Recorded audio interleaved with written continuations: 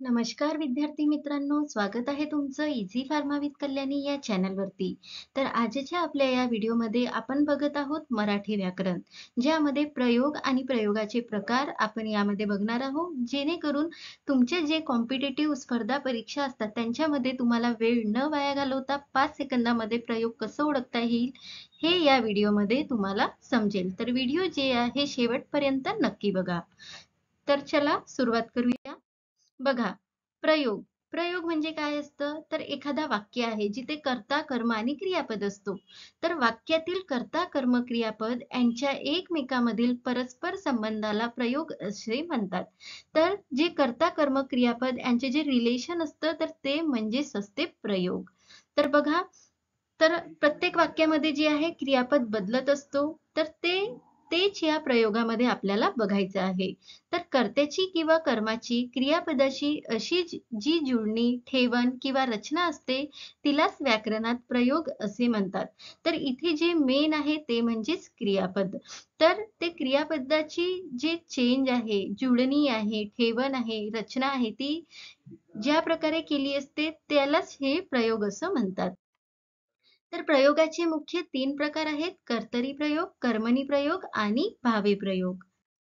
तर पहिला आहे कर्तरी प्रयोग. बघा, कर्तरी प्रयोग म्हणजेच काय? जेव्हा एखाद्या क्रियापदाचे रूप हे कर्त्याच्या लिंग किंवा वचनानुसार बदलत असेल, तर त्या प्रयोगास कर्तरी प्रयोग असे म्हणतात, ज्याला इंग्लिशमध्ये ॲक्टिव्ह व्हॉईस असे आपण म्हणत असतो.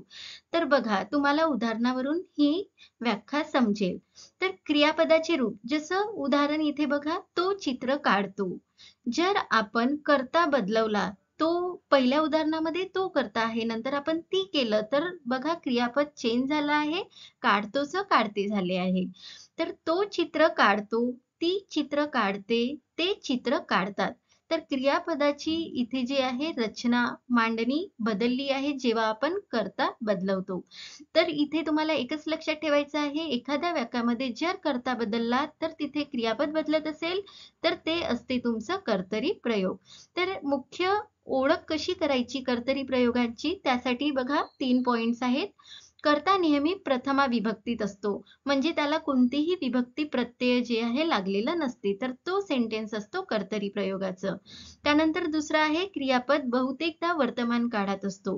तर जो क्रियापद असतो तो वर्तमान काळामध्येच असतो कर्तरी प्रयोगामध्ये. त्यानंतर याची रचना जी आहे कर्ता प्लस कर्म प्लस क्रियापद या प्रकारे केलेली असते, तर त्याला म्हणतात कर्तरी प्रयोग.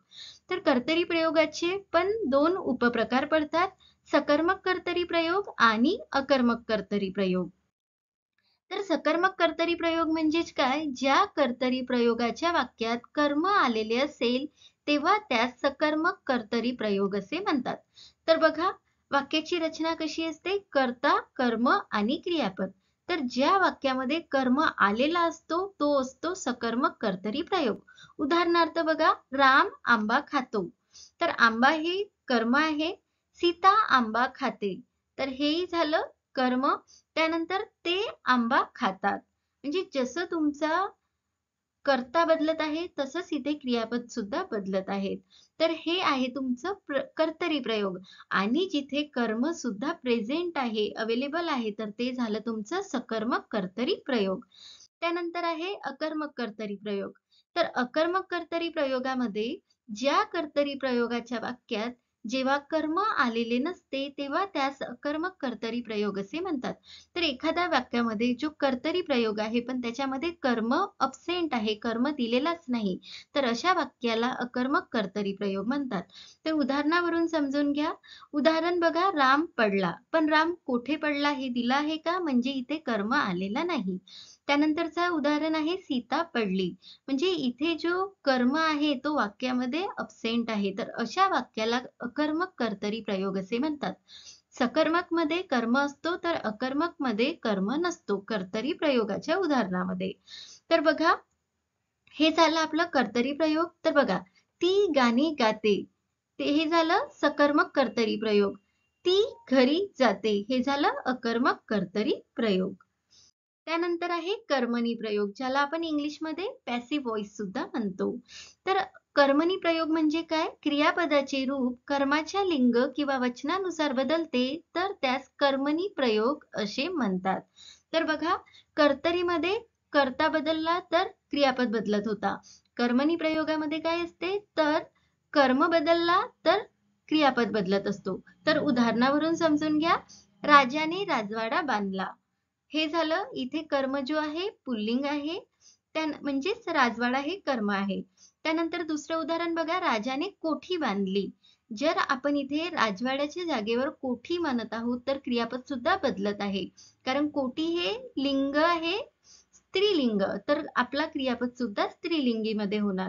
त्यानंतर राजाने राजवाडे बांधले. तर अनेक वचन झालं. राजवाडा एकवचन होता, राजवाडे अनेक वचन झालं. तर क्रियापद सुद्धा अनेक वचनामध्ये घेतलं. तर जेव्हा कर्मामुळे क्रियापद बदलत असतो तर ते असते तुमचं कर्मणी प्रयोग. तर यांना ओळखण्यासाठी जे आहे बघा काय आहे, कर्त्याला विभक्ती प्रत्यय असतो इथे. कर्माला जो आहे कोणत्याच प्रकारचा प्रत्यय नसतो. जसं की बघा, राजाने, राजा हा मेन झाला, पण राजाने हे प्रत्यय लागलेला आहे कर्त्याला, तर हे आहे कर्मणी प्रयोग. आणि यामध्ये जो आहे क्रियापद सामान्यतः भूतकाळामध्ये असतो.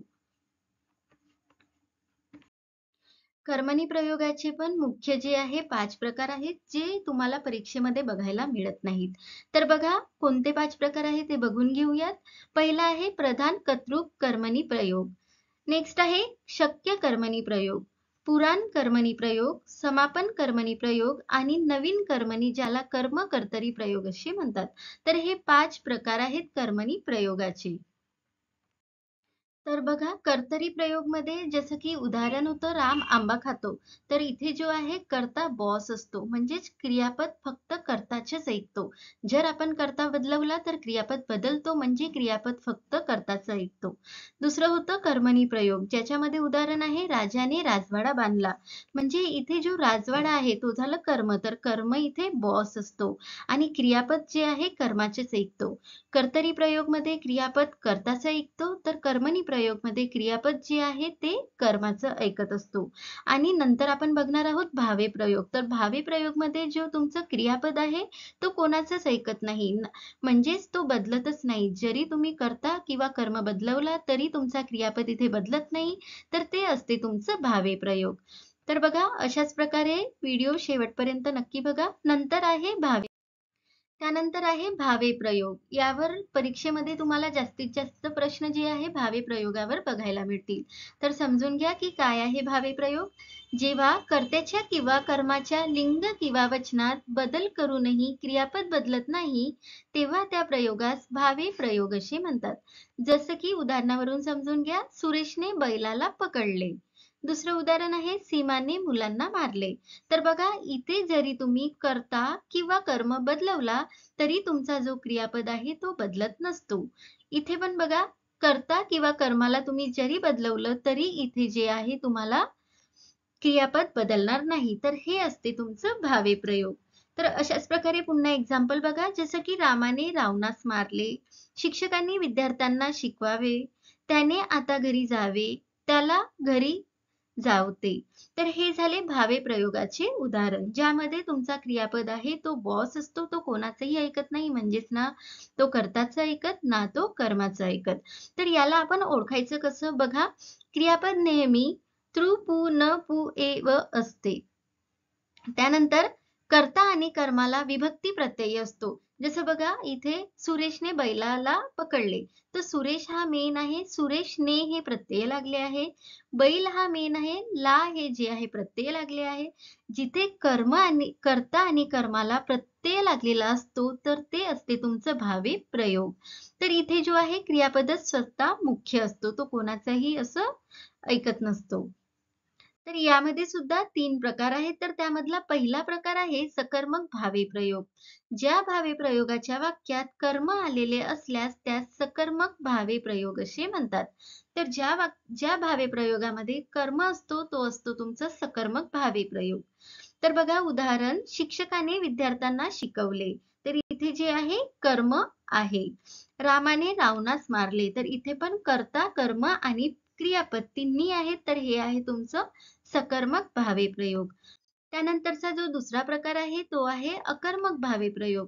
ज्या भावे प्रयोगाच्या वाक्यात कर्म आलेले नसल्यास त्यास अकर्मक भावे प्रयोग असे म्हणतात.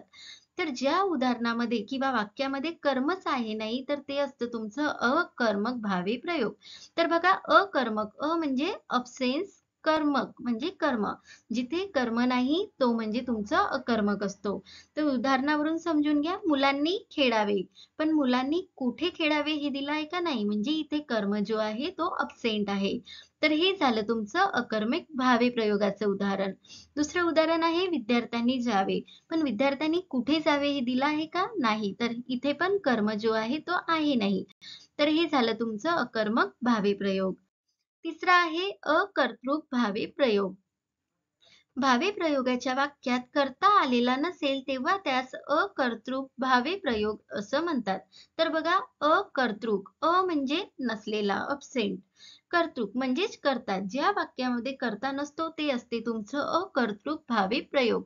उदाहरणावरून समजून घ्या. आता उजाडले पण करता इथे दिलेला नाही. शांत बसावे तर हे वाक्य झाले तुमचे अकर्तृक भावे प्रयोगांचे. तर हे होतं पूर्ण आपला व्हिडिओ प्रयोगावरती. तुम्हाला जर व्हिडिओ आवडला असेल, शिकवण्याची पद्धत आवडली असेल तर व्हिडिओला लाईक करा. कमेंटमध्ये तुम्ही काही असेल तर सांगू शकता किंवा तुम्हाला कोणत्या व्याकरणावर पुढचा व्हिडिओ हवा आहे ते सुद्धा तुम्ही कमेंटमध्ये सांगू शकता. विद्यार्थी मित्रांनो, व्हिडिओला जे आहे तुमचे जे मित्रमंडळी आहेत जे कॉम्पिटिटिव्ह स्पर्धा परीक्षेचं प्रिपरेशन करत आहेत त्यांच्यापर्यंत व्हिडिओ नक्की पोहोचवा. धन्यवाद.